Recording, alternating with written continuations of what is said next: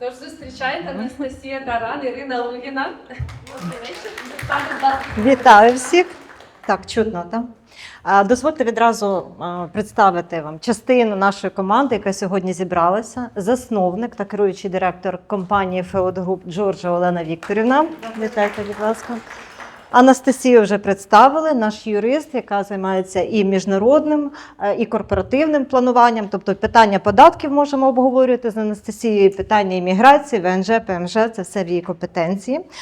Також з нами наша чарівниця була Юлія, офіс-менеджер, але зараз її не бачу. Ось вона ззаді сіла, так, це наша чарівниця офісу, яка за всім нас слідкує.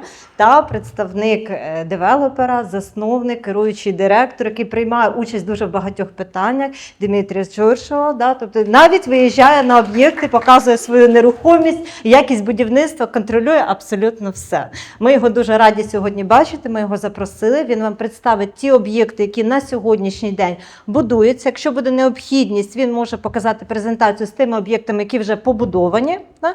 Тобто буде коротенька презентація, якщо будуть якісь питання, можемо перейти до довшої презентації. Давайте розпочнемо, не всі нас знають, да? Ми виступали минулого разу. Да? Я займаюся супроводженням угод саме, тобто ми з вами, якщо будемо співпрацювати по якимось питанням, це по супроводженню підготовці документів, вибору об'єкту нерухомості, всі ці питання я закриваю в рамках нашої компанії. Давайте декілька слів розкажу про нашу компанію, хто не знає. Ми вже працюємо більше 30 років. В Україні ми зареєстровані з 1992 року.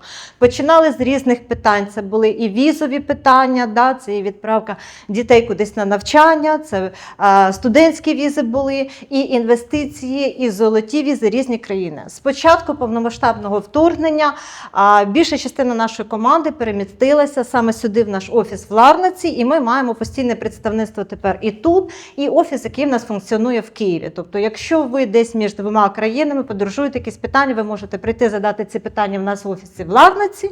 Ми тут недалеко на Гріве Дегні знаходимося, 49-та адреса будинку, і в нашому офісі в Києві. Тобто, унікальність наша на сьогоднішній день, як виявилося, да, в період вже війни, це те, що ми супроводжуємо клієнта з двох офісів, тому що в багатьох є якісь питання на місці в Києві, і документальні питання, і потрібно сходити якісь форми в консульство завірити. Ми ці питання закриваємо в Україні, і відповідно там по підбору об'єкту нерухомості, по перевірці договорів ми ці питання закриваємо тут. Сьогодні з нами частина лише команди україномовна, да, частина команди, але в нашому складі є і наші англомовні, грекомовні юристи, адвокати, наша Кріса Крістофіда, яку ви могли бачити на сайті, і її команда Міранда, Софія, да, тут наш офіс. Також в нашій команді є бухгалтера, аудитори. Да? Пройду далі по нашим послугам, да? Який широкий спектр послуг ми надаємо. Давайте по Кіпру сьогодні. Імміграційні послуги. Ми закриваємо питання подачі на тимчасовий захист. Ми закриваємо питання подачі на Digital Nomad візи, на Pinslip віза, PR, тобто за інвестиції, те, що ми сьогодні будемо говорити. Категорія F, яка була закрита, відкрита, знову ж таки, категорія пов'язана з інвестиціями. Друге питання – це в нас, відповідно, корпоративні адміністративні послуги. Сюди ці послуги включають і реєстрацію компанії, і ведення бухгалтерії цієї компанії, і планування якогось оподаткування, якихось платежів. Аудиторські питання ми включаємо повністю в ці послуги в рамках нашого офісу. Тобто ви приходите до нас в офіс в Ларнаці, і відповідно ми можемо з вами на різні питання поговорити. Міжнародне податкове планування, те, що я сказала, якщо у вас компанії знаходяться не в одній юрисдикції, нам потрібно зробити холдинг, нам потрібно подивитися, де зменшити якесь оподаткування, ми з вами сідаємо в офісі, теж це питання обговорюємо. Інвестиції та послуги у сфері нерухомості. Що тут ми закриваємо? Ми допомагаємо вам розібратися з документацією. Це резерваційні договори, договори купівлі-продажу, які є підводні каміння. Якщо потрібно редагувати ці договори, так. Підключається наша кіпрська команда при перевірці. Те, що ми поговоримо пізніше, це due diligence, перевірка нерухомості. І, відповідно, тут ми закриваємо питання походження ваших коштів, де вони у вас знаходяться, чи це в нас країна Україна, чи в нас, відповідно, вже кошти є на Кіпрі. Тобто ось такий широкий спектр питань ми закриваємо в рамках однієї компанії, що, напевно, нас відрізняє. І оце поєднання кіпрських юристів-адвокатів з українськими юристами-адвокатами, відповідно, і дає свій швидкий і позитивний результат по всім кейсам. Тобто ми кейси всі закриваємо з оцих питань. Далі я надаю слово Анастасії нашій. Ми поговоримо про купівлю нерухомості та іпотеку саме на Кіпрі. Так, дуже дякую, Ірина. Як я вже всі представили, мене звуть Анастасія Таран. І сьогодні ми з вами пройдемося. Працює так мікрофон? Пройдемося по законодавчим саме нюансам, а це про правила купівлі, чим відрізняється на фізичну особу або на компанію, як виглядає процес купівлі нерухомості, чи видають іпотеку наразі громадянам України або іноземцям на Кіпрі, та податки, про які треба пам'ятати, треба про них знати. І тому розпочнемо так. Так, розпочнемо ми з основ. Одне з перших питань, коли до нас приходять клієнти, як мені купувати нерухомість на Кіпрі? На фізичну особу або краще на компанію. Дійсно, законодавчо є певні обмеження для купівлі нерухомості громадянами не ЄС країн. Це щодо площі та щодо кількості. Крім того, потрібен дозвіл Ради міністрів. Якщо ми кажемо про кількість нерухомості, це до 2 одиниць житлової нерухомості.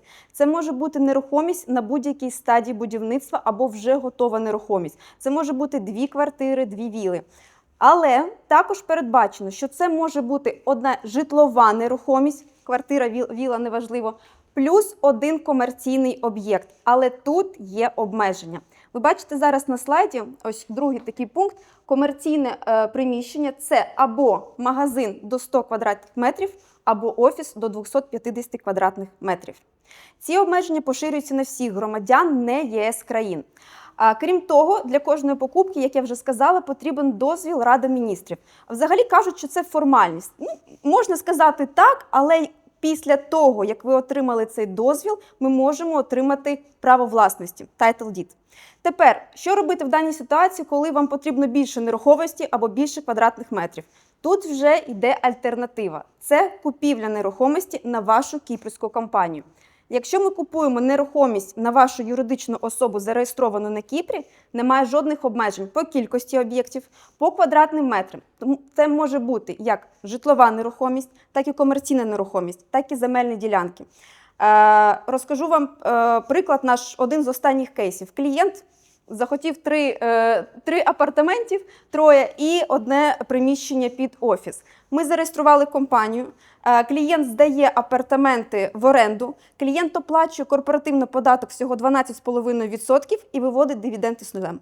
Тому що на Кіпрі дивіденди 0%. Тому, якщо вас цікавить, наприклад, житло для себе, для проживання, або, наприклад, там, для сім'ї, так, це можливо придбати на фізичну особу, на вас як на фізичну особу без проблем.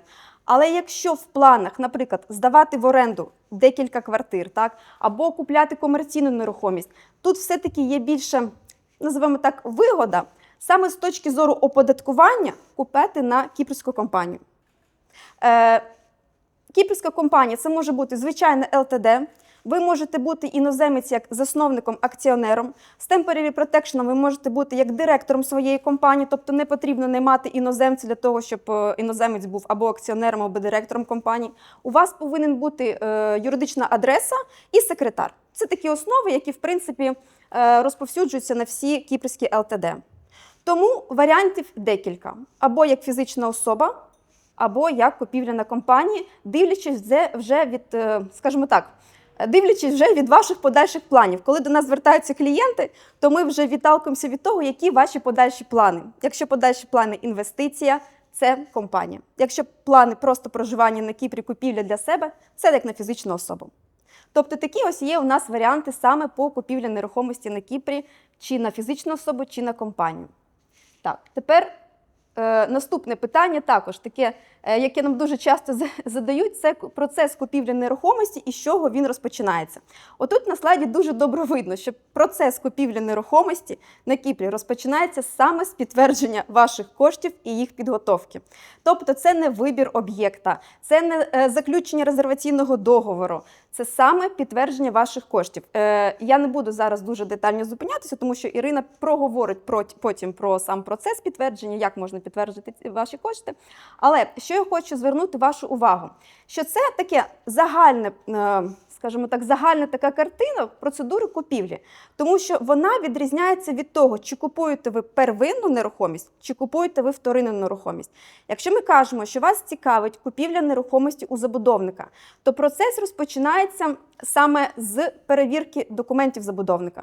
Тому що якщо в разі чогось у забудовника не всі документи, на цьому етапі ви не отримаєте право власності.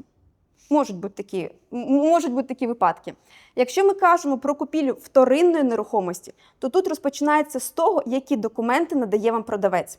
Якщо продавець вам надає право власності, title deed, ми йдемо далі. Дуже часто до нас звертаються люди і кажуть, що ось, я знайшов вторинну нерухомість, мені все дуже подобається, я вже уявляю себе з чашкою кави на терасі, але продавець нічого не дає. Або дає ксерокс, або дає якісь копії документів, на грецькій мові ми нічого не розуміємо. І проблема в тому, що агент з нерухомості, він не повинен перевіряти ці документи. Агент з нерухомості, він дає базовий договір, резерваційний договір, він надає вам базову інформацію. І тобто тут же на ваш страх і ризик, чи підписувати це, чи не підписувати. Але якщо яка основна ідея? Що коли, наприклад, ви йдете з нами, то ми розпочинаємо з першого етапу і до останнього, до вручення ключів. І ще така дуже важлива умова, так, на яку не звертають увагу багато хто. Я як юрист вам кажу, що резерваційний договір на Кіпрі дуже часто бувають пушать, знаєте, як агенти з нерухомості, підписуйте, тут невеликий завдаток, там 5-10 тисяч. Але резерваційний договір – це вже перший юридично значимий документ на Кіпрі. Тому що резерваційний договір, він повністю дублює, віддзеркалює те, що буде у вас в основному договорі куплі-продажу. В резерваційному договорі ми прописуємо строки оплати. Ми прописуємо всі характеристики вашої майбутньої нерухомості. І в разі чого, якщо, наприклад, після якоїсь технічної перевірки, юридичної перевірки в резерваційному нерухомості будуть якісь, скажімо так, моменти, які вас не влаштовують як покупця, то повернути цей задаток після підписання резерваційного договору буває дуже складно. Тому ми, як юристи, навіть радимо, що коли ви підписуєте резерваційний договір, обов'язково в ньому повинна бути умова прописана, в разі чого можна повернути ці кошти. Тому ось, якщо ми навіть знову ж таки кажемо про купівлю вторинної нерухомості, також основний договір куплі-продажу стандартний. У всіх агентів з нерухомості стандартний договір продажу. Резерваційний договір стандартний. Але в багатьох випадків, 98% випадків, оцей стандартний договір, він не підходить. Тобто треба передивлятися всі умови, треба вносити правки, треба вносити певні коректировки. І ось, наприклад, наша задача як компанії, ми завжди ведемо переговори з забудовником, ми завжди ведемо переговори з продавцем нерухомості для того, щоб внести оці правки, для того, щоб зазначити пункти, які будуть захищати саме покупця. Тому що, скажімо так, зі сторони продавця виступає агент з нерухомості. З вашої сторони виступаємо ми як юристи, тому що прописуємо все юридично в документах. І це ось таке, на що ми також звертаємо увагу. І тут є дуже такий красивий напис, що депозит тільки після повної перевірки, навіть якщо об'єкт мрія. Тобто, якщо навіть агент з нерухомості каже, подивіться, все дуже класно, продавець каже, подивіться, все теж дуже класно, але ви сумніваєтесь, то краще попросіть трішечки часу для перевірки документів. Тобто є таке, як на будь-якому ринку нерухомості, що давайте закриваємо зараз куплю-продажу, все, і йдемо далі. Не треба. Треба трішечки перевірити документи, треба звернутися до спеціалістів для вашого спокою, для того, щоб потім не виникало жодних запитань. Тому це таке основне, на що ми звертаємо увагу, що Ірина розкаже про підтвердження коштів, про перевірку і про договір резервування. І ще також, що я хотіла додати щодо саме вторинної нерухомості, так, що завжди просіть, згадала, що завжди при купівлі вторинної нерухомості продавець повинен надати документ про відсутність заборгованості або будь-чого з Tax Department, з податкової служби. І ось про це дуже часто мовчать саме агенти з нерухомості, тому що на практиці цей документ видається від 3 тижнів до майже до 2 місяців. Були випадки на практиці, коли ось цей Tax Department видавав цей документ про відсутність заборгованості 3 місяці. І тобто неможливо закрити угоду в один день. Ви можете це зробити, але це не буде жодних документів, підтверджуючих право власності від продавця. Тому ось title deed обов'язково продавця, і обов'язково чекаємо tax clear, тобто документи з податковою про відсутність жодних заборгованостей або жодних, наприклад, це може бути, може продавець закласти цю нерухомість. Це також відображається у всіх цих документах. І це обов'язково потрібно отримати від продавця. Так, переходимо далі до досить такого також цікавого питання, чи можливо отримати іпотеку для іноземців на Кіпрі. Так, відповідь можливо. Чи можливо отримати іпотеку для громадян України на статусі Temporary Protection? Відповідь так, це можливо. Вже такі кейси є. Але що важливо для банку? Для банку, по-перше, будь-який банк захоче побачити, що у вас є історія пов'язана з Кіпром. Тобто, це кількість років проживання, загалом це від 1 року. Ну, тобто від 1-2 років, в принципі, банк може вже видати іпотеку. І це, так називаємо, як ми кажемо, центр життєвих економічних інтересів. У вас є працевлаштування на Кіпрі, ви отримуєте офіційний дохід саме на Кіпрі, або у вас кіпрська компанія, або у вас працевлаштування на роботодавця. Тобто, перше, це певний час проживання. По-друге, це отримання офіційного доходу. Крім того, так, що ще хотіла додати. Крім того, банки завжди перевіряють сам об'єкт нерухомості. Наприклад, якщо це первинна нерухомість, банк перевіряє забудовника. Якщо це вторинна нерухомість, то тут також важливо, банк може перевірити, запросити документи у продавця. І тут ми знову, продавець повинен надати всі документи, title deed і підтвердження відсутності будь-яких заборгованостей. Крім того, банки надають іпотеку, але на 1/3 частину вашого доходу. Що це означає? Що якщо ваш дохід складає приблизно 5 тисяч євро в місяць, то банки задовольнять тільки 1600. Тобто 1/3 перша частина вашого доходу. Загалом, перший внесок також складає майже 30%. Ви повинні бути готові, що 30% ви повинні будете внести перший внесок за нерухомість. 70% фінансування може надати банк. Але це якщо у вас дуже такий, знаєте, класний профайл, кейс, якщо у вас є 1-2 роки проживання на Кіпрі, якщо у вас є працевлаштування, якщо ви надали всі податкові декларації, якщо у вас є дуже гарна кредитна історія. Але загалом бувають випадки, коли 50/50. Треба дивитися по документам, знову ж таки. Зараз ми не можемо сказати, наприклад, який саме банк вам підійде, тому що взагалі, коли до нас приходить клієнт, ми зразу дивимося по документам. І це, і знову ж таки, це і попередня історія, ведення, наприклад, бізнесу в Україні, або реєстрація як ФОПа в Україні, так? Або кредитна історія, яка була раніше. Ось, наприклад, у нас таке теж було питання від клієнта, чи видасть мені кіпрський банк іпотеку, надасть мені іпотеку, якщо в мене дуже класна кредитна історія, дуже класний дохід в Україні. Відповідь – можливо, але, скоріш за все, ні. Тому що банк хоче бачити вашу історію саме тут. Тобто те, що було в інших країнах, це дуже добре, але якась історія повинна бути обов'язково на Кіпрі. Як вже сказала, отриманий дохід, чи реєстрація self-employment, чи реєстрація компаній. Це ось основне таке також, що ми можемо сказати про іпотеку. Одне з також цікавих питань щодо оподаткування для фізичних осіб. Одразу хочу сказати, що основна така моя ціль сьогодні, саме з точки зору оподаткування, це донести, що Кіпр – одна з найпростіших юрисдикцій з точки зору оподаткування. І це моя найулюбленіша тема.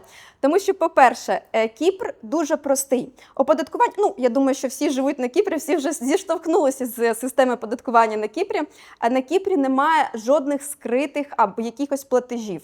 Наприклад, якщо ми кажемо про якісь ось інші юрисдикції, буває таке, що часто оподаткування відрізняється як в Іспанії, по автономним регіонам і таке інше. На Кіпрі такого нема. Крім того, одна із особливостей Кіпру, що на Кіпрі немає щорічного податку на нерухомість. Тобто ви не платите податок за сам факт володіння нерухомістю, як в інших країнах. Тому що в жодній країні Європейського Союзу, крім Кіпру і Мальти, є оці податки, щорічний податок на нерухомість. Він залежить від кадастрової вартості нерухомості, і він ще залежить від того, від місця проживання. Тому, якщо вас цікавить саме інвестування, то завжди ми клієнтам кажемо, що при інвестиціях, коли ви бачите там дуже класні цифри доходності, там 10%, 12% в інших країнах, то завжди враховуйте, що ще мінус – це щорічний податок на нерухомість. На Кіпрі його немає. І це вже плюс Кіпру. І ось я поділила оподаткування на 3 групи. Це при купівлі, при здачі нерухомості вашої в оренду і при продажу. І ось при купівлі. Якщо ви купуєте первинну нерухомість на Кіпрі у забудовника, це стандартно ПДВ або кіпрський ВАТ. Фіксована стандартна ставка складає 19%. 19%. Але також передбачений знижений ВАТ 5%. 5% зниженого ВАТу застосовується у декількох випадках. По-перше, це повинна бути нерухомість, перша, ваша, яка придбана на Кіпрі. По-друге, тільки для власного проживання. Якщо ми кажемо, що ви купуєте нерухомість для інвестицій, про 5% забудьте. По-третє, загальна площа, на яку розповсюджується знижений ВАТ 130 квадратних метрів, при тому, що загальна площа внутрішніх стін максимально 190 квадратних метрів. І максимальна вартість нерухомості 350 тисяч євро. Загадала, про що забула сказати Можна я повернусь назад? Бо це дуже важливо. Забула, що хотіла додати про іпотеку. Якщо ми кажемо, що вас цікавить отримання ПМЖ Кіпру за інвестиції в 300 тисяч нову нерухомість, то тут також іпотека не підходить для цієї програми. Тому що якщо ви плануєте отримати ПМЖ Кіпру на 10 років за інвестиції в свою нерухомість, це повинні бути ваші власні інвестиції, ваші власні кошти. Іпотека для цієї категорії ПМЖ не підійде. Наразі на Кіпрі знову, скажімо так, почався розгляд заявок на ПМЖ по категорії F. Це коли ви купуєте нерухомість на будь-яку суму, не обов'язково 300 тисяч євро. І ось тут іпотека дозволяється. Який мінус буде? Мінус, що наразі Кіпр розглядає заявки 2019 року. Тобто срок розгляду заявок по категорії F поки складає мінімум 2 роки. Але також можливо отримати ПМЖ при тому, що ваша особиста нерухомість буде придбана в іпотеку. Ось це те важливе, що я забула вам сказати про ПМЖ Кіпру. І так. Ти не можеш працювати. Але ви можете бути директором своєї власної компанії без отримання доходу. Без отримання заробітної платні. Да. Тобто ми говоримо, що всі категорії ПМЖ, неважливо, чи це категорія за 300 тисяч, чи категорія, що ви купуєте будь-яку нерухомість, сюди входить в категорію F і первинна, і вторинна нерухомість, і є можливість іпотеки. Так, у вас немає права на роботу, але це означає, що ви не можете отримувати саме заробітну платню. Тобто, якщо ви працевлаштовані в якійсь компанії, так, якщо ви власник бізнесу, у вас немає обов'язку на Кіпрі виплачувати собі заробітну платню. Ви можете от на сьогоднішній день бути директором своєї компанії без виплати заробітної платні, виводити собі дивіденди, якщо це там акції, облігації, проценти, роялті, тобто це все можливо. Можливо поєднати ПМЖ і компанію. Єдине, з чим на сьогоднішній день неможливо поєднати ПМЖ, це податкове резидентство за 60 днів. Тобто, якщо ви не постійно проживаєте на Кіпрі, і ви знаєте, що тільки на Кіпрі є ця категорія податкове резидентство за 60 днів і не проживання в іншій країні 183, тобто, відповідно, ви не являєтеся в іншій країні податковим резидентом, то ось з 2023 року з'явилася нова вимога по цій категорії, що у вас має бути компанія, ви маєте бути директором цієї компанії і отримати заробітну платню. Раніше цієї вимоги не було, і тих клієнтів, які ми ось закривали ще до 2023 року саме по правилу 60 днів, ми проводили із ПМЖ.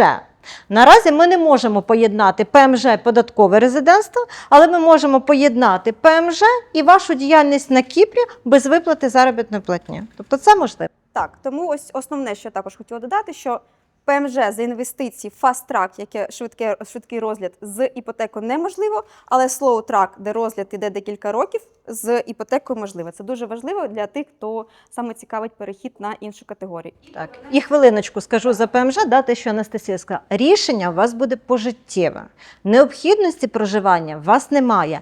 На 10 років це вам видається перша карта, тобто аналог нашого паспорту для дорослих видається перша карта, ну таку, як ви маєте по тимчасовому захисту, більшість на 10 років, для діток видається на 4 роки. Є там нюанси з дітьми, кому вже 18, вони не студенти, ну майже наступить, там є ще нюанси, що на рік видають. Так? Рішення пожиттєве, але може бути змінено на основі того, що кожен рік ми маємо подавати, що ви володієте цією власністю. Тобто, якщо ви власність продали, може у вас цього ПМЖ не бути, це ваше.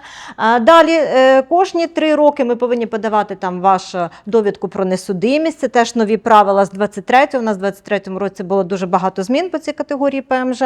Да? Але якщо ви виконуєте це все рішення, воно пожиттєве. Якщо ви ще й проживаєте на Кіпрі, ви йдете до громадянства. Тобто, якщо ви, наприклад, 7 років проживаєте постійно на Кіпрі, ну там з виїздами на якісь відрядження, ми кажемо, відпустки, то ви йдете по цій категорії до громадянства. Якщо ви не хочете йти до громадянства, або ви не плануєте проживати, це ваш буде майбутнє, як ми казали раніше, запасний аеродром. Тобто, немає необхідності, ви можете раз в 2 роки в'їжджати на 7 днів. Ваша родина може в'їжджати там на 7 днів. Навіть якщо у вас немає можливості, зараз з військовим станом ви запитаєте, да, як же ж ті клієнти, які на сьогоднішній день там не приїхали на Кіпр, в них є ПМЖ, ми пишемо листи в міграційну, пояснюємо, чому вони, і на основі цього, що вони не в'їжджають, ніхто не анулював ПМЖ. Так, так. Якщо будуть ще питання про ПМЖ, ВНЖ, запитуйте. Так, і повернемося саме до оподаткування. Я зупинилася на зниженому ПДВ 5% для першої нерухомості, яка купується для власного проживання, якщо загальна площа не перевищує 190 квадратних метрів і загальна вартість 350 тисяч євро. Якщо ми купуємо вторинну нерухомість, тут ПДВ не застосовується, тут застосовується податок на перехід права власності. Він є прогресивним від 3 до 8% в залежності від вартості нерухомості. Так? Але на сьогоднішній день діє 50% знижка. Тобто застосовується не повністю ці ставки, а ще і зі знижками. Крім того, незалежно від того, купуєте ви чи первинну нерухомість, чи вторинну, застосовується гербовий збір. Ось гербовий збір, він застосовується по цим двом таким ставкам. Перші 170 тисяч євро,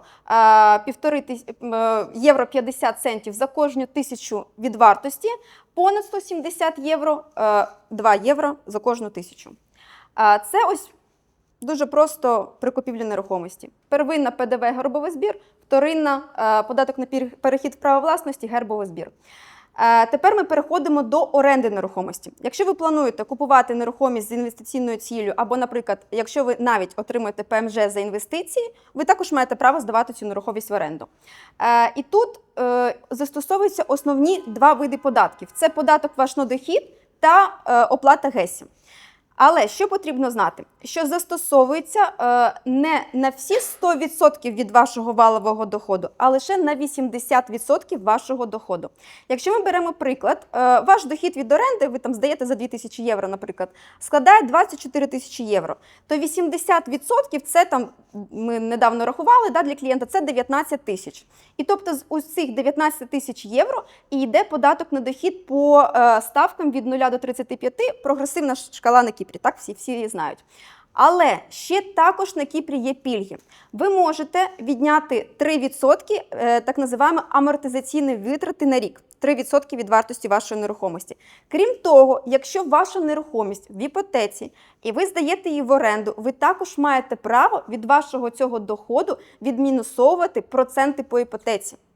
Тобто, ось, наприклад, ми беремо 24 тисячі, 80% це складає 19 тисяч. З 19 тисяч ми ще мінусуємо 3% річних амортизаційні витрати і, наприклад, якщо у вас є ще відсотки банку. Тобто, виходить вже не така велика сума.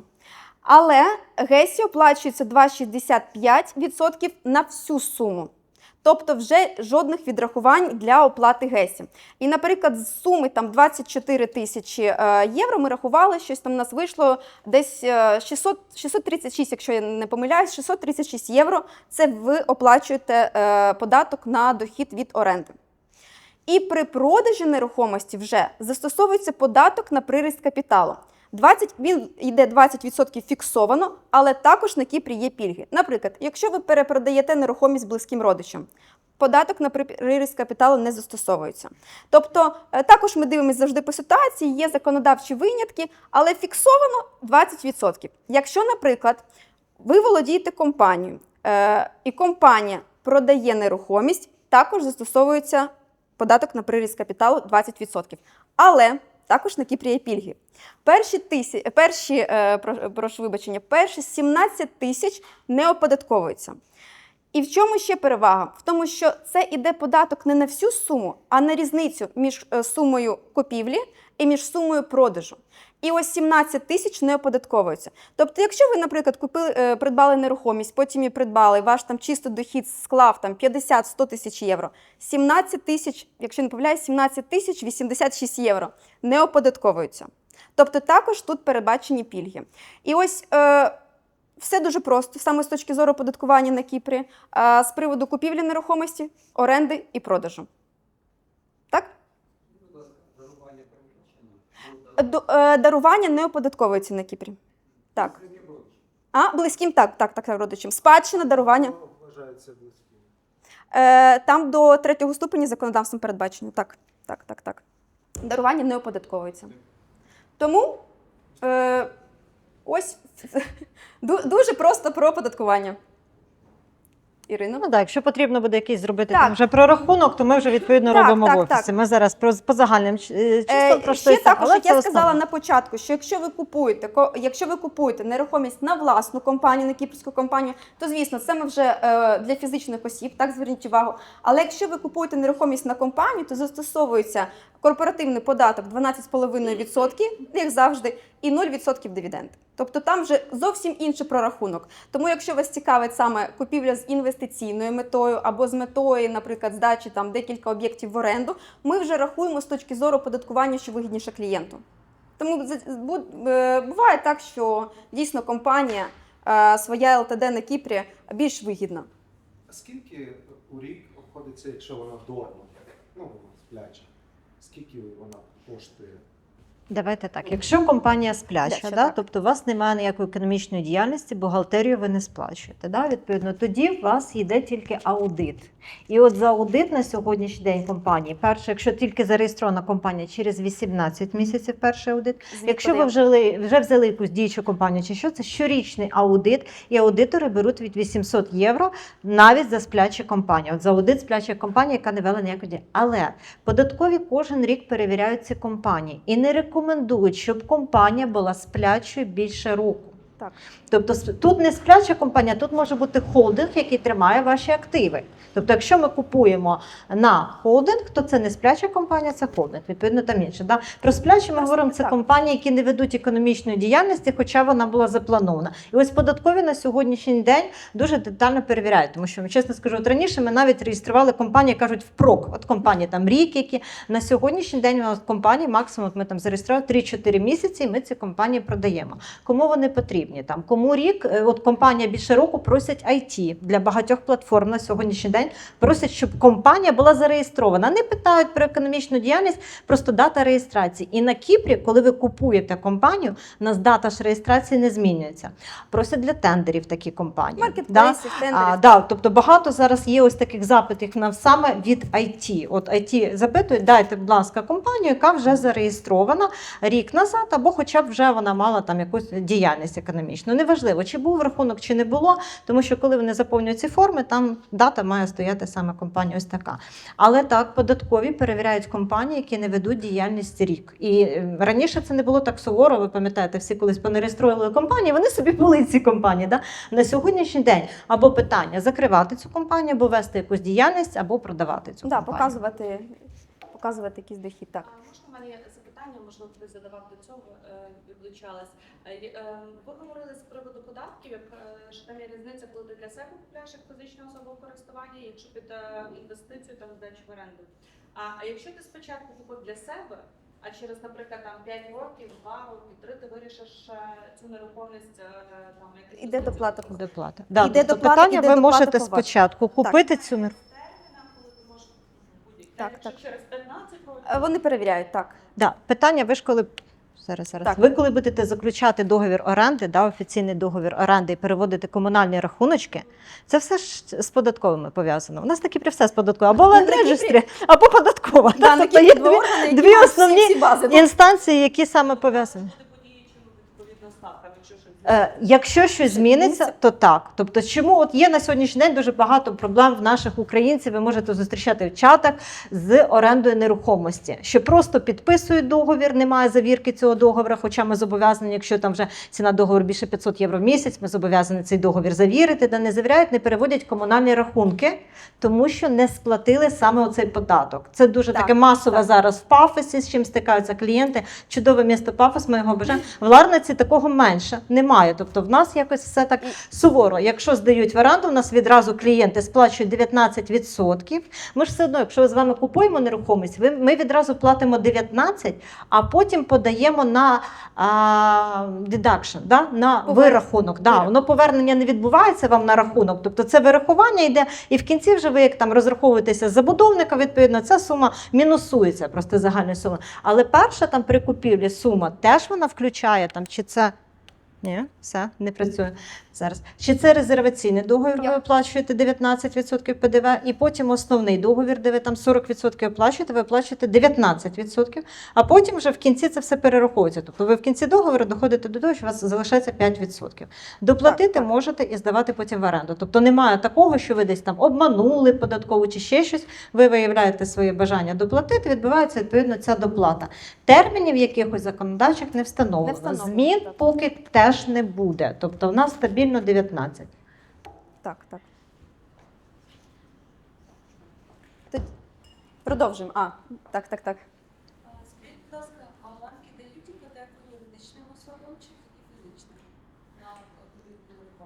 Так, дивіться, якщо ми кажемо про юридичну особу, можливо отримати на юридичну особу, але тут більш детальна перевірка. Банк саме робить перевірку юридичної особи, навіть, можливо, її контрагентів, скільки діє ця юридична особа, який ви подаєте всі податкові декларації цієї юридичної особи, всі звіти цієї юридичної особи. Тобто дуже-дуже детально банк перевіряє. Наприклад, якщо ви сьогодні зареєстрували компанію, а через там півроку пішли в банк з документами для того, щоб отримати іпотеку, то 99% ви її не отримаєте. Тобто тут треба дивитися саме по документам, саме по тому, скільки існує ця компанія, яку діяльність веде ця компанія. Тому що, наприклад, якщо діяльність компанії жодним чином не пов'язана, так, щось інше, або ми також запитуємо про ціль цієї нерухомості, тобто так, для купівлі саме на компанію. Яка ціль буде використання цієї нерухомості? Розумієте? Банк повинен зрозуміти, навіщо ви купуєте нерухомість саме для вашої компанії, яка займається іншим видом діяльності. Тобто, основна банк буде дивитися на договори, які заключені, що є гарантом того, що ця компанія виплатить відповідно ці суми. І всі ваші податкові звітності. Дивимося, звертаємося в банк. Як сказала Ірина, перший звіт аудитора, він подається через 18 місяців. І 90%, що банк запросить цей перший ваш звіт аудитора. Тому 18 місяців. Це як... Так. Це як мінімум. Говоримо, мінімум, на який звертають увагу Тобто банки. всі звіти, всі декларації у вас повинні бути на руках. Так, продовжуємо. Ірина, я передаю тобі далі слово ще. Далі наступне. Далі наступне і цікаве, так. Може мікрофон? Зараз, бо я щось натискаю. Ну, давай. Хвилиночку. А ти просто натисни. Це те вже, про що ми почали. Ага. Це те вже про що? Ні. Натисни просто. Натиснула. Тримай. Тримай. Це те, про що ми вже почали говорити, про походження коштів. Давайте почнемо з такого моменту. Де знаходяться ваші кошти, від цього залежить, наскільки ретельно банк буде вас перевіряти. Але навіть якщо ваші кошти вже знаходяться на Кіпрі, це доходи, які отримані від заробітної платні, доходи, які отримані від дивідендів, на ваші рахуночки, і ви оплачуєте, наприклад, з Bank of Cyprus на Eurobank, банк повністю запросить всю документацію походження коштів. Ваші пейсліпи, виплати дивідендів, всі резолюції від компанії, документи на компанію, якщо це були виплати саме дивідендів, де ви засновник цієї компанії. Далі, для банку також підійдуть такі перелік наш джерел доходу, йде такі доходи, як від продажу нерухомості, це може бути нерухомість на Кіпрі, це може бути нерухомість будь-якій юрисдикції. І для банку обов'язково показати ваші декларації. Тобто беремо два випадки. Перше, ваші кошти всі тут, трошки простіше, тому що з банків ми тут швидше отримаємо документацію, ми отримаємо ваші пейсліпи, ми отримаємо ваші банківські виписки, ми отримаємо ваші декларації, якщо вони вже здавалися відповідно. Плюс підтвердження завжди запрошують, якщо нерухомість купується на дружину чи на кого членів сім'ї, відповідно ваше свідоцтво про шлюб. Тут з документами буде простіше. Якщо в нас документація походження коштів знаходиться тільки з України, ви, наприклад, ФОП в Україні, стандартна схема, або ви засновник компанії в Україні, теж стандартна схема, або ви отримуєте якісь бонуси, то в нас по походженням коштів теж будуть податкові декларації, банківські виписки, але питання, що банки розуміють, що трансфери на сьогоднішній день ви з України не можете зробити, і в нас тут з'явиться, по нашій вже практиці цих років, банківський рахунок в іншій юрисдикції. І вже банк буде детально дивитися, як в ту юрисдикцію потрапляли кошти. Тобто, які це у вас банки, де відкриті, від якої діяльності, як ви переводили. Тобто, ось ці всі ланцюжки займуть більше перевірки, тому що якщо ми тут показали лише виписку з кіпрського банку, будь-якого, який є, там нам треба ще поєднати ланцюжок. Якщо ви на сьогоднішній день плануєте купівлю нерухомості і ваші кошти в Україні повністю, нам потрібен для купівлі банківський рахунок десь за кордоном. Ми говоримо, що на Кіпрі ми не можемо відкрити рахуночок і сюди покласти готівку. Ми не можемо перерахувати якісь кошти вже на ваш рахунок, якісь там мінімальні суми можуть бути з революта, ще звідки. Ми беремо рахуночок в Польщі, відкриваємо рахуночок в Польщі на фізичну особу. Нам не потрібно в Польщі отримувати ніяку документацію, не песель. Нам достатньо того, що ми адресу вказали в Польщі, у вас є номер телефону, ми звертаємося в банк, відповідно, відкриваємо рахунок і ваші кошти будуть закумульовані на цьому рахунку. За період війни ми стикалися з рідними банками. Це і Сантандер банк, і Міленіум банк, і ПКО банк, і Альор банк. На сьогоднішній найбільш дружнім, як ми кажемо, банком для того, щоб туди завести кошти, чи це готівка по 10 тисяч, чи це готівка, яка задекларована на кордонах, і у вас є декларація з українського кордону, у вас є декларація з польського кордону, польський банк ці кошти прийняв, плюс у вас є походження коштів, якщо ви ФОП, це декларації. Обов'язково на сьогоднішній день є зняття коштів.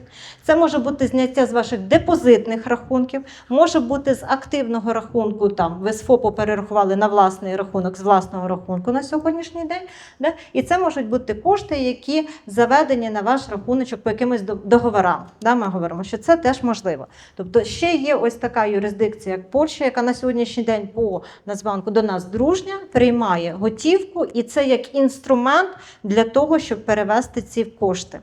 А скажу ще, чому говорю про Польщу, бо ми вже з вами заділи тему ПМЖ на Кіпрі за інвестиції. І в цьому ПМЖ нічого не змінилося для українців в одній основній вимозі, що кошти мають бути перераховані з вашого власного рахунку за кордоном. Тобто, якщо ви за період цих 3 років закумулювали кошти на Кіпрі і ви купуєте нерухомість з вашого кіпрського рахунку, ми з вами стикаємося з тим нюансом, що міграційні не приймуть ці документи. Тобто ми не отримаємо з вами ПМЖ. Кошти в нас мають бути саме з закордонного рахунку. І ніяких поблажок поки для громадян України в нас в цьому немає. Можливо, щось коли зміниться, що громадяни України можуть, але ми йдемо по стандартним правилам, що кошти мають бути за кордоном. Тому тут звертаю увагу, що є ще ось такий інструмент, як інша юрисдикція. Це ще була Болгарія. На жаль, болгари почали приймати кошти тільки для купівлі нерухомості в них. А з Польщею маємо нюанси, що більшість банків або встановили ліміти. Наприклад, ПКО банк встановив річний ліміт 100 тисяч. Це ми буквально декілька місяців назад на практиці зіткнулися з таким. Або вони просять, щоб у вас був якийсь переміт на проживання, тобто ВНЖ в цій країні. Враховуючи те, що у вас є temporary protection на Кіпрі, відповідно, у вас не може бути 2 діючих temporary protection, ми йдемо до тих банків, які відкривають рахунки саме фізособам на основі паспорта громадянина України, що цього достатньо. Так? І це в нас інструмент вже потім для трансферу коштів, і це в нас з вами інструмент, відповідно, для отримання ПМЖ. Там те, що ми говорили. Due diligence. Що таке due diligence? Це в нас перевірка з вами. І перевірок в нас тут з вами буде декілька в нерухомості. Це перша перевірка забудовника. Якщо ми з вами йдемо на купівлю нової нерухомості, ми дивимося, чи в забудовника є planning permit, building permit, в залежності від того, які терміни здачі цього об'єкта. Да, якщо в забудовника порядок з документами, ми з вами можемо йти на наступний крок, те, що ми говорили, резерваційний договір. В резерваційному договорі ми з усіма забудовниками ведемо перемови про те, що був пункт повернення коштів, за яких умов, те, що вже сказала Анастасія, це наша юридична робота, в основному по нерухомості це наша юридична робота. Тому що багато українців приходять вже з якимись об'єктами, які знайшли, подивилися разом там з ріелторами, ще десь, з агентствами нерухомості. Да? Тому наша задача основна – підправити цей договір, подивитися, чи включені всі ці платежі, про які говорили, які будуть в основному договорі. Далі, основні договори теж правимо, вони абсолютно різні в кожного забудовника, пункти, в принципі, однакові, але більшість забудовники намагаються не вставляти ті пункти, які, відповідно, важливі для вас, як для покупця. Тому наша задача як юристів – вичитати цей договір, передивитися, вставити ті пункти, провести, відповідно, комунікацію. Да? Тобто, з нашого боку, due diligence це складає і перевірка забудовника, і перевірка вже кожного договору. Так? Пройдемось далі. Да. Більшість забудовників на сьогоднішній день, це 95%, приймають тільки переказами коштів. Тобто в забудовника на Кіпрі відкритий стандартний банківський рахунок, чи це Юробанк, чи це, Хелініка в нас вже немає, це вже поєднані банки, ви знаєте, що Юробанк і Хелінік вже поєдналися, це не один Євробанк, чи це Bank of Cyprus, чи Альфа-банк, да? Тобто це переказ безпосередньо на рахунок забудовника.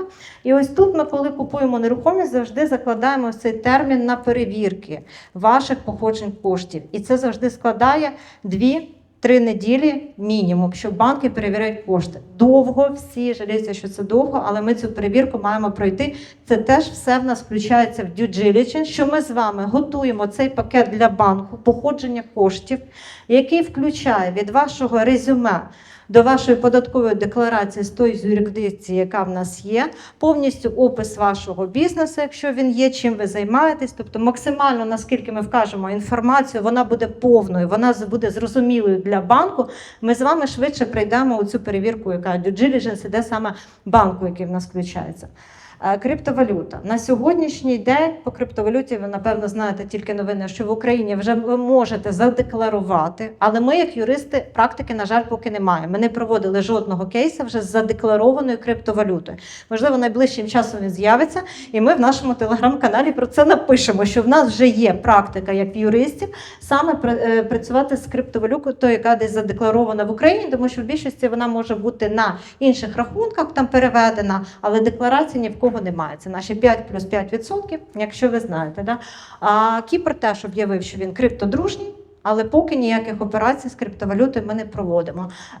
Це проводять забудовники, можливо, компанії, в яких є рахунки в інших юрисдикціях. Більшість компаній, з якими ми співпрацюємо на Кіпрі, це саме кіпрські компанії, які працюють з переказами на банківський рахунок. Готівка. У нас є обмеження по готівці, 10 тисяч, тобто ми про готівку не говоримо. Ми говоримо, що ми відразу з вами готуємось до того, що всі перекази будуть на рахунок або забудовника, або, відповідно, продавця цієї нерухомості. Те, що ми з вами проговорили. Заробітна платня. Підходить, банки всі розуміють. Дохід від бізнесу, від фрілансу, фінансової звітності банки знають. А те, що нам легко працювати як юристам, що наші декларації знають, ніякі переклади документів не вимагають. Тут ми з вами економимо час. Не потрібні переклади, не потрібні апостилі. Тобто, якщо ми з вами готуємо якусь документацію, вона готується в оригіналі, ми вже як юристи робимо опис вашого кейсу, наша Кріса, наш адвокат підписується під цим кейсом, ми відповідно подаємо в банк. Дивіденди, інвестиційні доходи теж все підійде. Підійдуть різні продажі майна в Україні, але не підійдуть для ПМЖ. Знову ж таки говоримо, на ПМЖ, ви, як кажуть, це pure investor, да? Ви чистий інвестор, який має дохід, і це не останні кошти. Плюс, ні, вибачте, плюс для, міняю, плюс для ПМЖ, ні. Так, а якщо так? Просто громче, мабуть, кажи. Все. Ні, сьогодні мікрофон зі мною не працює. Ось так. Плюс для ПМЖ нам потрібно показати дохід за попередній рік 50 тисяч на основного заявника, 15 на дружину чоловіка, на інший. Тобто ми говоримо, що є якісь категорії, які можна підтвердити ваш дохід, але ми не поєднаємо знову ж з ПМЖ.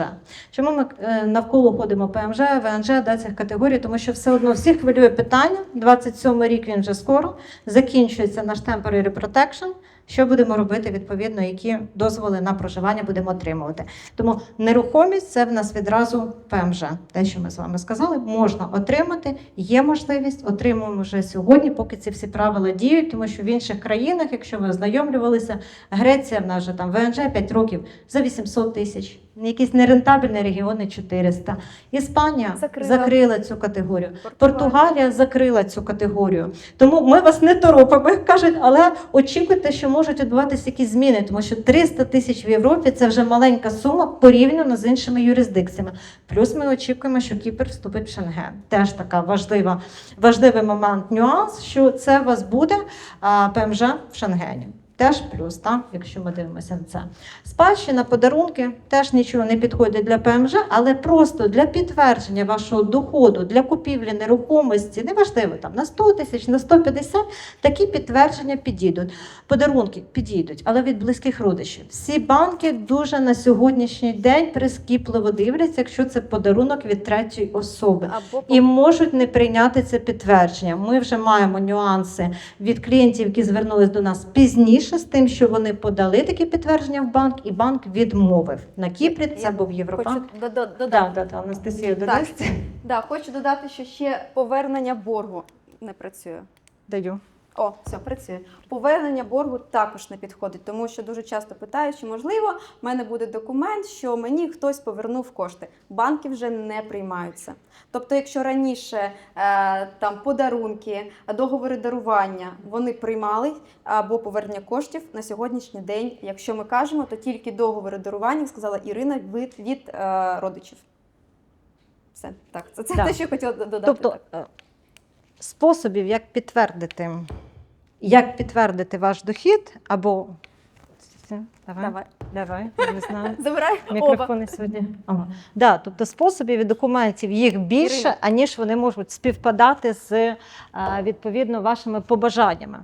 Ми дивимося, перше, побажання, що ви хочете досягти. Якщо ви хочете досягти ПМЖ, розраховуйте на те, що це просто ваші кошти. І інформація про іпотеку, про спадщину, все інше вам не актуальна. Якщо ми говоримо, що це просто купівля, ми передивимося всі документи, да? Але розраховуйте, спадщина, подарунки, перекази від родичів, це все близькі родичі на сьогоднішній день. І це не тільки про Кіпр, це вже й про Україну. Ми в Україні маємо ті самі історії. Якщо у вас кошти заходять на той самий Приватбанк чи ПУМП від інших осіб, відразу після третього якогось трансферу вас банк попросить надати підтвердження документів, і ще й може бути таке, що відразу і заблокують рахуночок. Тобто ми маємо таку вже практику по Україні, да, тому розраховуйте на те, що кошти потрібно або акумулювати тут, просто на купівлю, або акумулювати на якомусь рахуночку закордонному, так, це може бути рахунок, або, відповідно, перевозити там готівкою в Польщу, те, що в нас дозволено.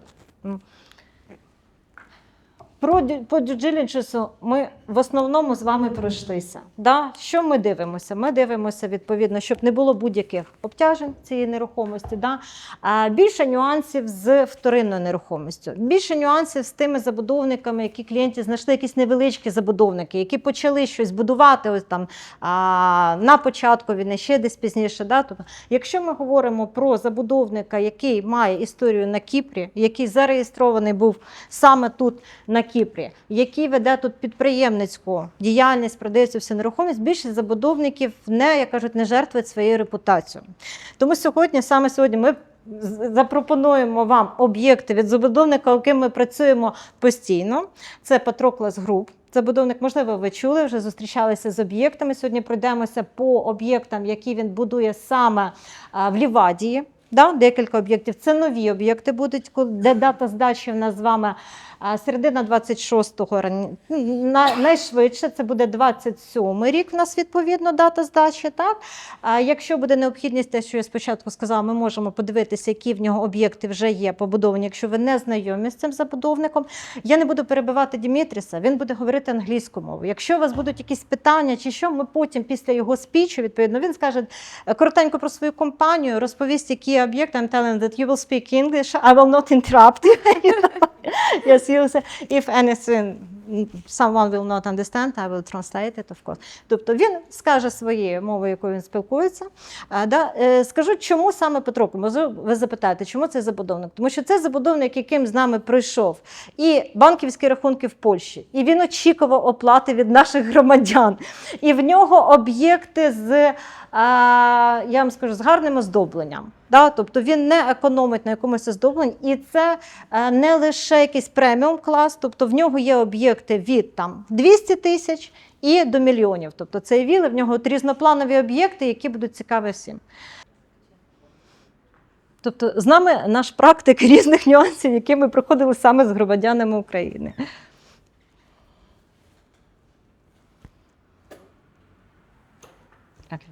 Yes, you can start. Oh, fine, this one. I will take this one. Hello, Gio.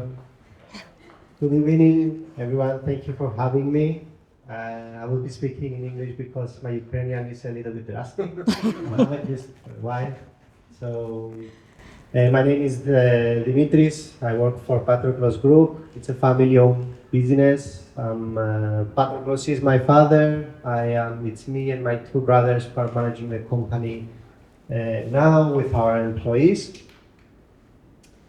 Our company was founded in 1983, so we are in operation for more than 40 years, and we have more than 150 projects in Cyprus and Greece. This is, we try to name all and every single project that we have across the island of Cyprus. You will see that most of our concentration of projects are located in the Larnaca area, where is our headquarters as well. We also have projects in Limassol and in Nicosia. Until today, we have operations in all the three major cities of Cyprus. Now, what stands Patroclus apart from other companies is that we construct our own projects. So we don't hire third-party contractors. We handle the construction exclusively ourselves with our teams. And this translates, and we want to keep this because it translates to you into more benefits, the buyer. The first one is that we can control the quality.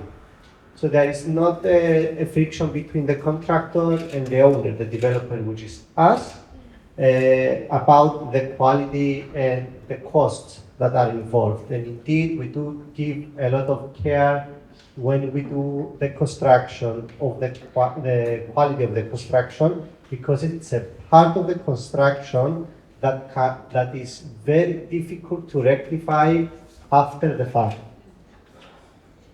Now, another advantage of handling the construction us as a company is that we are much faster in responding to after-sales service.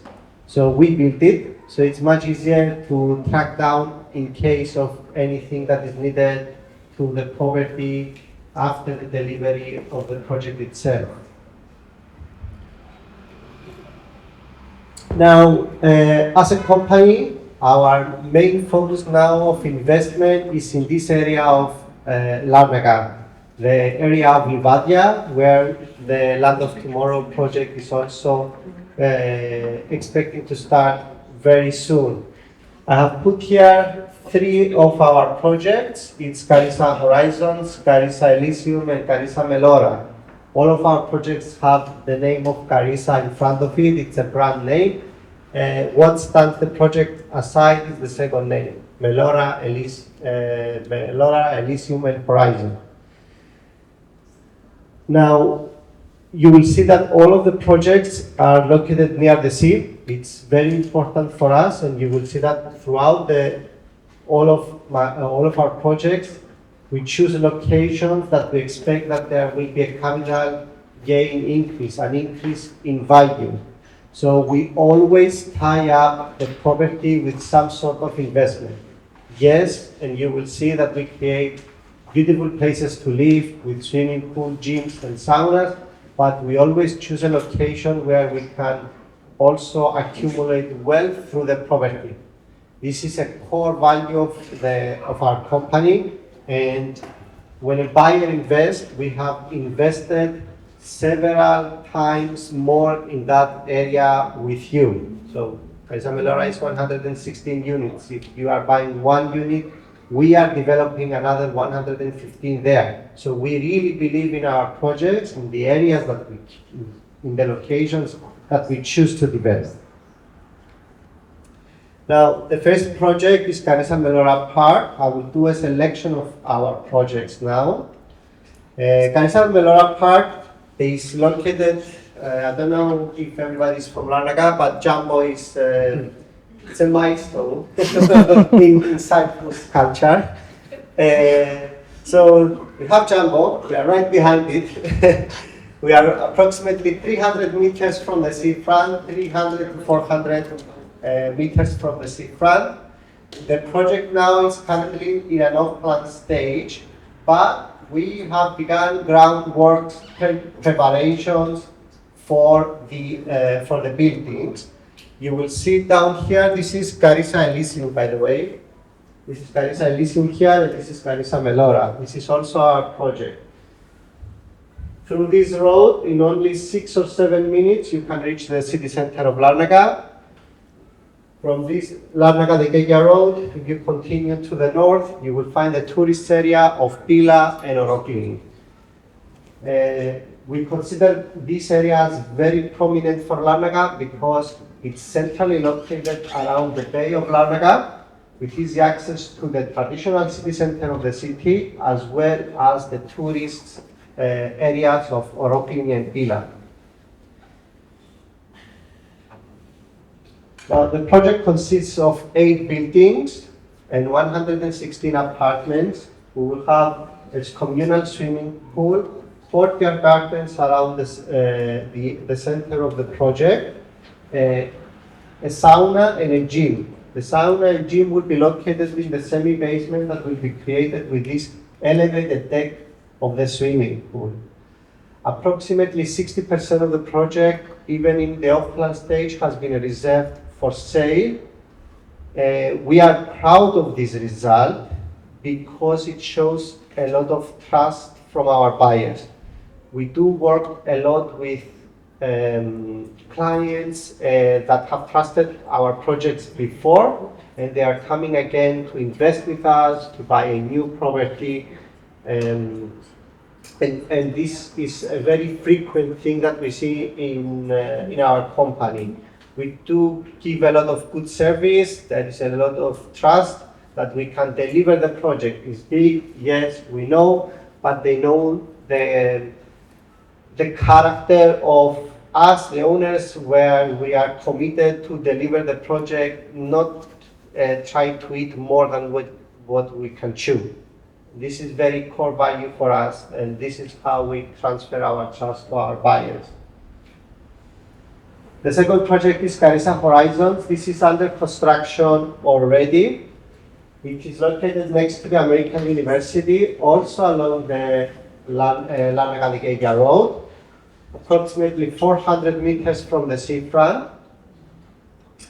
The project will consist of 5 buildings. It will be 4 residential and 1 commercial.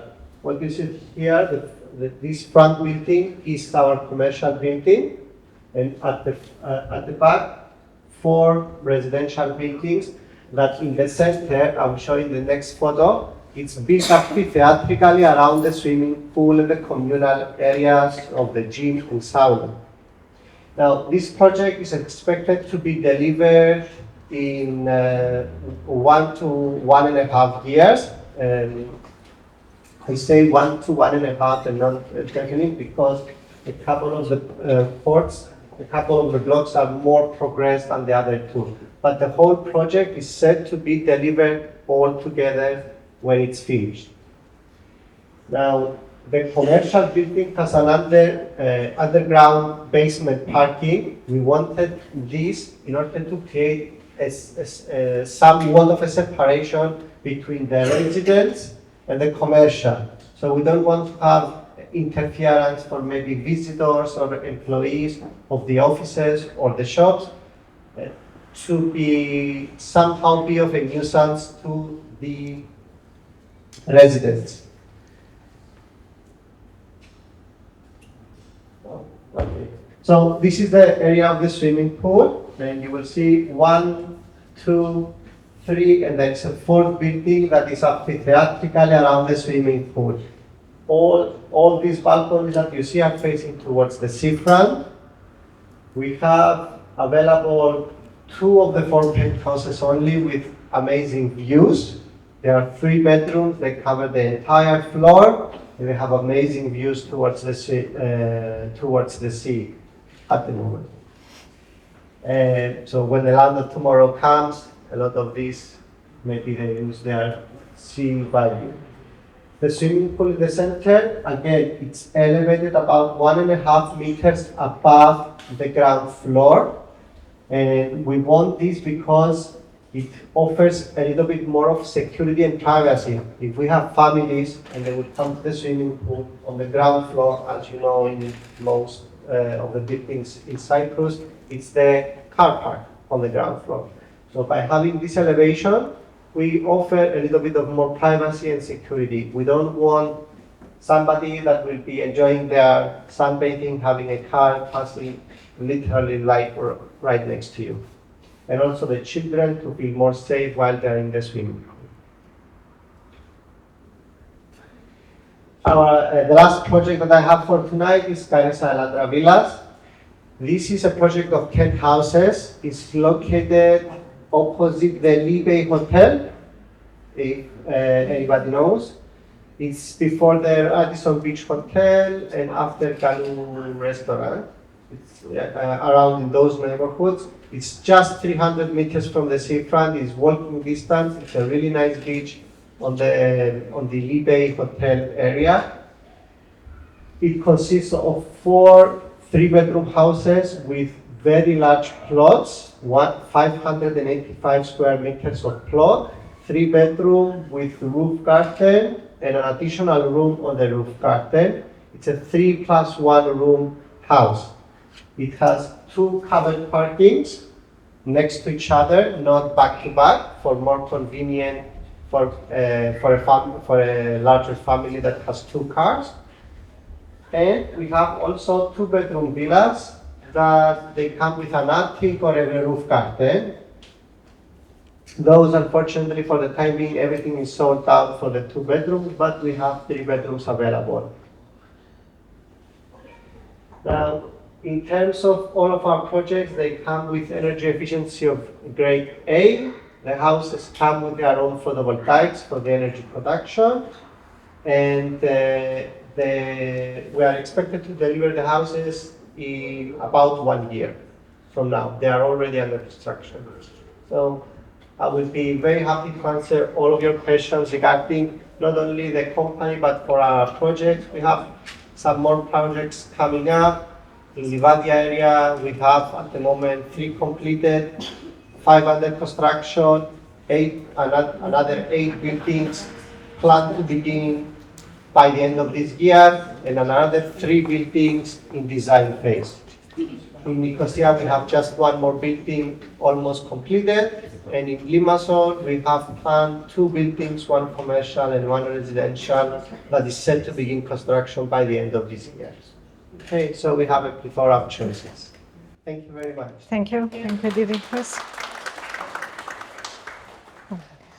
Додам, що ми сьогодні не брали ніяких ні брошур, ми нічого не готували, в нас лише презентація. Да, ми погодили з Дімітрісом, що якщо в когось є зацікавленість саме в його об'єктах, наступні 2 тижні ми можемо зустрітися з вами і саме з Дімітрісом, забудовником, в нас в офісі, продивитися, які об'єкти, ну ви на сайті можете подивитися, да, відповідно, які в нього об'єкти є, вже продивитися прайс-листи, що в нього залишилося, виїхати, якщо необхідно, на локації. Да, є Каріза Естія, ось тут від нас недалеко, біля фрутарії. Ось тут ми можемо подивитися. Ми можемо подивитися Карізу Еландру, те, що він сказав, там вже закінчене будівництво, повністю закінчений комплекс. Там буквально 1 квартира в нього залишилася в Еландрі. Да? Каріза Харрісонс теж можемо подивитися, але те, що він сказав, що там є лише 2 пентхауси і все інше – це комерційна нерухомість. Тобто, якщо ви зацікавлені в комерційній нерухомості, то в районі Ліваді її дуже мало. Якщо ви подивитеся забудовник, який в нас планує будувати, ось починаючи The Land of Tomorrow, то там вартість комерційної нерухомості стартує, наприклад, від 1 мільйона, у Дмитріса там невеличкі шопи від 300 тисяч. Тобто трошки інша вартість, та, яка в нього була будівництва, якщо порівнювати з іншим, то це вже треба предметно зустрічатися в офісі, тому що ми минулого разу теж розтягнули на 3 години, було довго. Тобто, якщо є... Так, і ще дуже багато інформації. І забула сказати, що зараз на Кіпрі набирає такий тренд – це сумісні девелоперські проекти. І ось в чому полягає ця суть, і чому також ми сьогодні запросили Димитріса, тому що, наприклад, якщо декілька сімей збираються, то ми можемо, наприклад, проговорити це будівництво, наприклад, під ці сумісні девелоперські проекти саме з забудовником. Тобто збирається, наприклад, 4-5 сімей, віли або якийсь, наприклад, комплекс, так, і ми обговорюємо це саме з забудовником, шукаємо землю і вже відбувається, тобто під ваш особистий запит, така інвестиційна можливість також присутня на Кіпрі, ну і так називається сумісний девелоперський проєкт саме під інвестиційний запит клієнтів. Тобто це може бути під одного клієнта, або, наприклад, це може бути декілька клієнтів, тому що такі вже запити на Кіпрі є. І ще, крім того, зараз дуже набирає обертів тенденція саме з закритих комплексів, тому що раніше на Кіпрі їх дуже-дуже маленько будувалися, особливо в Лімасолі, такого немає. То зараз ось Ларнака, вона підтримує цю тенденцію, і це нам зрозуміло, громадянам України, ми, скажімо так, привикли жити так, закритий комплекс наш, то також це можливо обговорити, і це можливо також обговорити з забудовником, якщо вас цікавить така опція, як сумісний девелоперський проєкт або будівництво під ваш запит. Це те, що я хотіла додати. Так. Да, тобто тут ви точно знаєте, хто ваш сусід, як Хто кажуть. ваш Це вже сусід, популярно так. да, серед нас, як громадян України, популярно.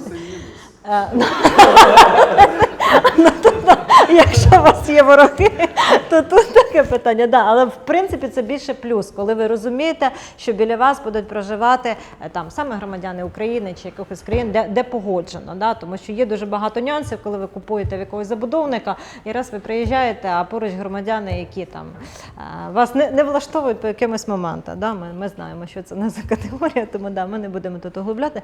Тобто з Дімітрісом ми проговорили ось ці спільні проекти, що він готовий це обговорювати в офісі, якщо таке буде саме серед громадян України. Тобто це береться нова земельна ділянка, і ми на ній будуємо, тобто відповідно будується будинки.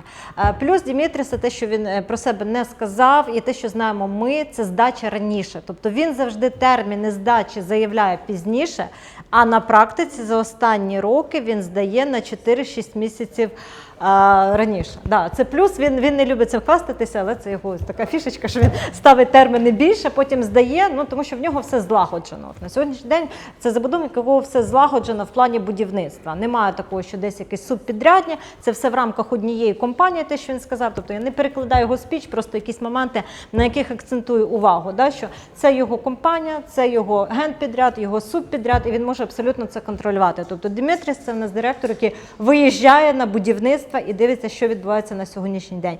Виїжджає з вами подивитися ці об'єкти нерухомості, на це витрачає свій час, відповідно, свої сили. Тому на наступні 2 тижні ми вам пропонуємо, якщо є якісь питання, все, звертайтеся, будь ласка, номер телефону є, ми тут поруч, в принципі, нас вже всі знають, ми у всіх групах кіпрських, тому да, звертайтеся, ми з вами заплануємо цю зустріч. Якщо питання у вас саме по купівлі якоїсь вторинної нерухомості, чи ви знайшли якийсь об'єкт, Приходьте, телефонуйте, заплануємо зустріч, це безкоштовні зустрічі, відповідно, обговорити всі питання. Там вже перевірка, юридична перевірка, зрозуміло, що це наш хліб, наша робота, за це ми беремо кошти. Але перша зустріч у нас для всіх громадян України безкоштовна. Чи по реєстрації компанії, чи у вас якесь там просте податкове питання. Набирайте, відповідаємо і в рамках просто... Якщо складніше, тут треба VAT-спеціаліста. Тобто є питання для мене прості податкові, вже складніше за ці роки, якщо у вас там якась структура, щось прорахувати так. Зустрічі по компаніям безкоштовні, зустрічі по нерухомості безкоштовні для громадян України. Ми за зустрічі не беремо. Закладаємо на кожного громадянина, там, чим прийдете компанію, все, цілу годину, тому час нас буде поспілкуватися більш детально, тому що все одно протягом цієї години, яку ми на сьогодні запланували, ми все не пройдемося. І ніякі індивідуальні ситуації не пройдемо. Тобто якусь загальну інформацію ми вам надали для роздумів. Якісь, які є там підводні каміння, ми сказали, можливо, не все сказали, запитуйте зараз. Відповідно, відповімо ще на питання. А зустрічі з Дімітрісом запропонували, з нами запропонувала. Завжди раді всіх бачити, тому що все треба проговорювати. Щоб не відбувалося, все треба проговорювати ту ситуацію, яка конкретно ваша. Навіть по документам. Є якийсь стандартний пакет документів, є відходження від стандарту, є необхідність пояснити це банку, ви пояснюєте нам, ми пояснюємо нашим кіпрським юристам, вони відповідно це доносять банку. Тобто ось такий ланцюжок, який ми закриваємо. Українські юристи донесли кіпрським юристам, кіпрські юристи подали в свої банки. Якщо говорити про походження коштів, про реєстрацію компанії, відкриття. У мене одне коротке запитання. Так. Чи є якась відповідальність, чи страхується будівництво саме незавершене? Якщо, наприклад, інвестор інвестує кошти в незавершене будівництво, яке умовно там в 27-му році планують завершити, забудовник оголошує там банкротство, бо там ще якісь там непередбачені обставини. Інвестор втрачає цю суму коштів, чи якось це регламентовано законодавством? Анастасія? Так, справа в тому, що тут треба дивитися, коли ми кажемо про дані такі ситуації. Першочергово ми, як я вже і сказала, ми дивимося документи забудовника. І ось, наприклад, цю перевірку забудовника проводить наш кіпрський юрист, кіпрський адвокат Крісо Крістофідо. І от ось ці нюанси саме залежить від того, який це забудовник, проводиться перевірка цього забудовника, його документів на... Я вам хочу так сказати, що ми навіть коли ось для того, щоб уникнути цих ризиків, там якогось банкрутства забудовника, перевіряємо його в якісь фінансові профайли. Тобто якісь фінансові документи, скільки він вже було побудовано до цього. Якщо ми кажемо, що це забудовник, який лише там один житловий комплекс в нього побудовано, так, тут можуть бути сумніви. Але якщо, наприклад, це якийсь забудовник, девелопер кіпрський, який вже там 70-х, 80-х років, і в них вже дуже багато завершено етапів будівництва, ну тут же, як ви знаєте, так на Кіпрі зрозуміло. Але все-таки ось ці умови, вони також прописуються в договорі куплі-продажу. Це ось ці правки вносить наш кіпрський юрист Крісо Крістофідо, і там саме треба дивитися, по які це об'єкт нерухомості, житлова нерухомість, комерційна нерухомість, хто забудований. Але так, це все прописується в договорі. Але держава це не страхує. Ну, тобто, як в Україні. Dimitris to reply also regarding insurance. Dimitris, question to you. You are as a developer. Please explain, yes. Please explain, do you have any insurance on your project? For example, someone is buying a flat from you. You don't have money to continue, you cannot end this construction. What investor will do? How you protect your investors as developer? So the short answer is yes, we do have insurance during the construction. There is some insurance depending on the estimated value or cost of the construction. So we have that insurance, and there is also the contractor's insurance. So it's because we are building our own projects, we have also another insurance that the construction company has in case of any accidents that may happen or anything that they have. So we have two types of insurance. Is the insurance of the building during the construction as well as the constructor's insurance. І ось це саме перевіряє, як сказала, ось це все перевіряє саме ось наш кіпрський адвокат, перевіряє, чи це є у забудовника. Тобто, якщо ці умови виконані, так, ми даємо зелений. Ну, питання може як в Дубаї, там де все побудовано навколо рахунків. Тобто на Кіпрі Ді- є такі механізми, як дубайський класичний ескроу рахунок, де гроші ніколи, ти захищений на 100%. Demetrius, do you have, as a developer, extra account to protect your clients, your investors? Like in Dubai? In Dubai, I heard about the word escrow. It's kind of- Yeah, so no, we don't have a separate account for our clients where they put the money in and we just, for the specific project and for construction, I understand that maybe there is cases where they take the money and they move elsewhere. There was indeed before 2013 this practice when there was a lot of unprofessional companies in the market, and maybe it was one of the reasons that there was a property bubble as well. No, we don't. We have never thought of this, by the way, taking money and moving away. We do complete our projects. We do have the trust with the clients that we will deliver. We don't take the money and move away immediately.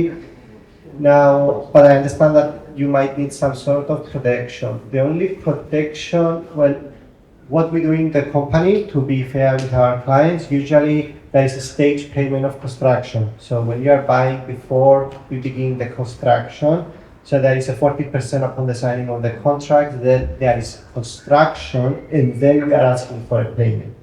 So the 40% allows you to deposit the contract in the land registry, which in case there is any issues, you can go to court and ask for a writ of possession to liquidate property to get your money back against the company. And then we construct and then we ask for money. So this is kind of an escrow, but it's not exactly like the escrow they have in Dubai. So the question was about the common Cyprus practices about your company. Same. Да, тут. Another question. Практика на Кіпрі як управляюча компанія. Мовно кажучи, якщо інвестор купує якийсь об'єкт нерухомості, а потім він може передати її в управління управляючої компанії і не займатися там підбором орендарів або іншими. Dimitri, question about your management company. If someone buys from your company, you will manage it, you will give it for rent, etc. Just tell you have such company. Yeah, so what we do as a company regarding after sales service, we have a separate entity with our employees, but they manage properties, and it can be from very small things, changing a lamp on the wall, to advertising and renting the properties, even to resell the properties.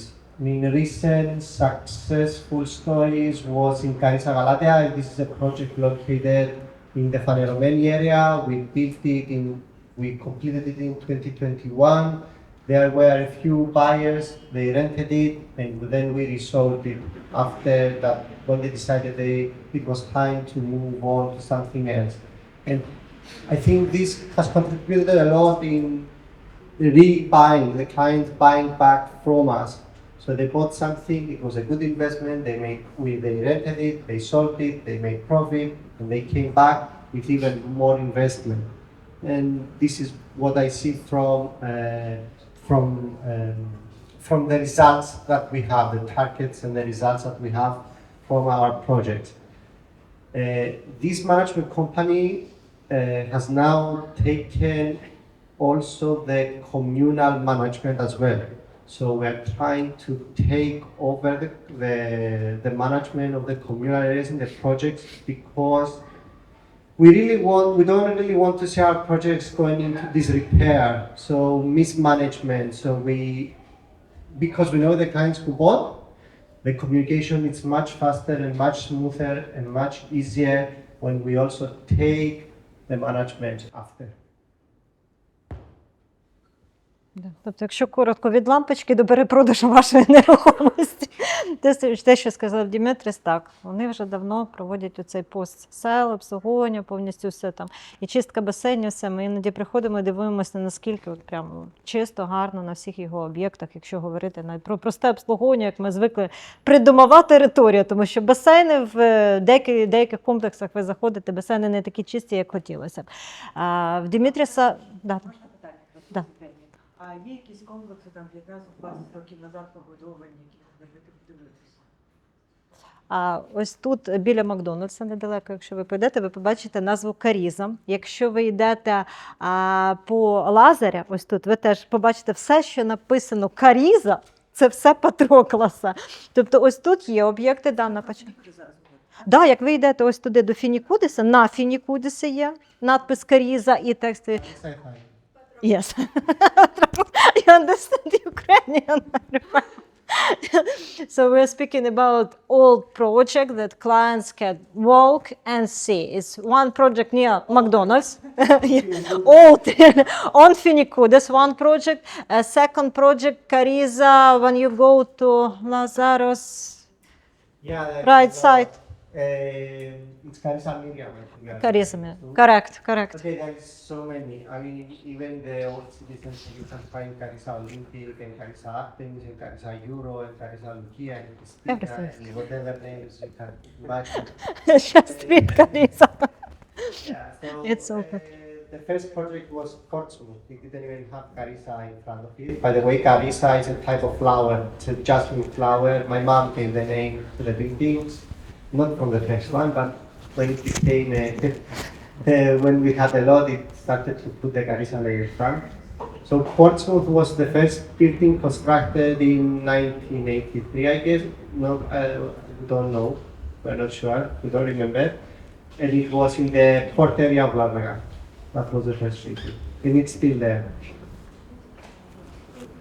Thank you. Так, до речі, я також добавлю, що у нас бувало таке, що клієнти не звертали увагу, але ми звертали увагу, що коли ви обираєте також забудовника, то просто подивіться його минулі проекти. Просто походіть, подивіться. Ми навіть організовували перегляди і показували те, що вже добудовано, щоб ви просто подивилися які стіни, подивилися на оздоблення. Це також дуже таку відіграє роль. Що як один із прикладів, що вже зроблено з будовником. Да, і що важливо по Дімітрісу, по Патрокласу компанії, останні всі проекти з басейном. Ми хочемо чогось, чого в нас немає в Україні. Ми звикли, що в нас іде комплекс і плейграунд, да, майданчик. Всі тут в нього комплекс. Плюс на перших поверхах в нього є зали. Ну, це невеличкі зали, але чисті, гарні зали. От можемо поїхати там, якщо подивитися, то це в Елізіумі. Спортзал невеличкий і майданчик для дітей. Тобто це те, що в принципі було в нас тільки в Лімасолі, а ось останні роки Дімітріс це все про I'm telling that you have your gym, complex, playground. Before it, everything was in Limassol. Now it's in Larnaca, thanks to you. Да, тобто, да, Дімітріс слідкує за цими тенденціями, намагається їх переносити в Ларнаку і розбудовувати саме, щоб ось такі були якісь такі плюсики, бонуси. При цьому наявність басейну, там, плейграунду чи джиму не сильно впливає на вартість нерухомості. Тобто немає такого, що Дімітріс використовує оці бонуси, щоб збільшити там вартість самої нерухомості. Далі, you can tell about how you build that you do not count balconies, etc. in the common area, like, yes, that you are honest with your clients. Yeah, it's true. So just one more comment about the gyms and the communal spaces. I understand in Limassol and everything, yes. We live there, we know, in Limassol we undercut them. I think they are charging a lot more maybe sometimes. So because we build our approaches, we come and undercut them in the price as well. I mean, anyway, it's easier for us in Limassol. But in Larnaca, when we build the project and we add a swimming pool and then we add a gym and then we add a sauna, we take into consideration the budget of our clients as well. We know that the 2-bedroom is around 300,000, for example. We don't expect them to pay communal fees of 200 and 300 euros. So according to the size, we create a balance of the communal costs, so it doesn't overwhelm the management costs. So when I have a project that is 31 apartments, I only put a swimming pool.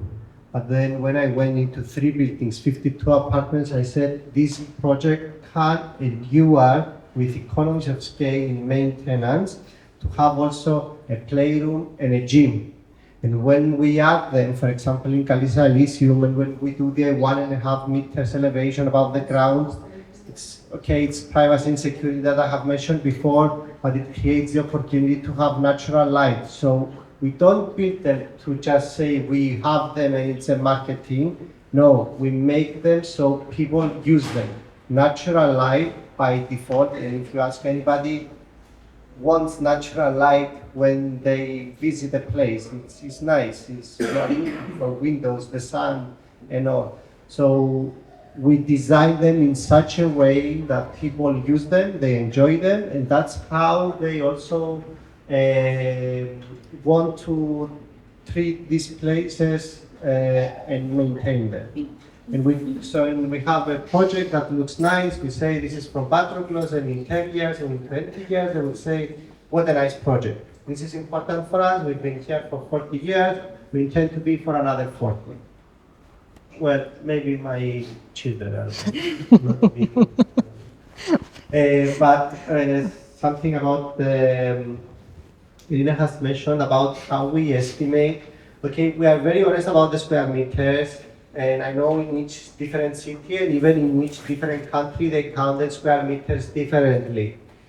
We are trying to be very accurate about this, so we say, okay, the living space inside is this, and this is the balcony. We don't try, we say there's one parking and one storage, and this is the square meters, but we don't try to blend into per square meters. Many people that they come from abroad, they always ask me, what's the price per square meter?